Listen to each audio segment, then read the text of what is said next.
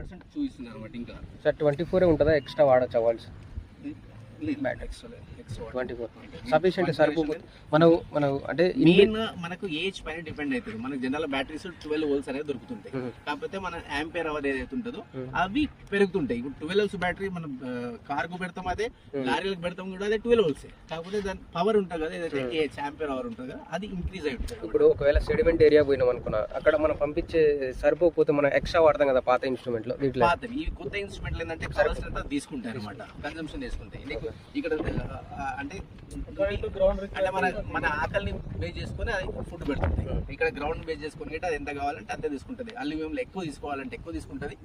Hard rock లో చాలా తక్కువ కన్సంప్షన్ ఉంటుంది. అల్యూమియంలోకి వచ్చేసరికి నీకు 1 ఆంపియర్ 2 ఆంపియర్స్ వరకు పోతుంది. అదే సెలైన్ ఏరియాలోకి వచ్చేసరికి అది 2 to 3 ఆంపియర్స్ వరకు గిట్టబోతుంది. కాకపోతే జనరల్ పాత కొన్ని ఓల్డ్ ఇన్స్ట్రుమెంట్స్ ఎట్లుంటాయంటే మనమే డిసైడ్ చేయాలి ఎంత పంపాలి ఎంత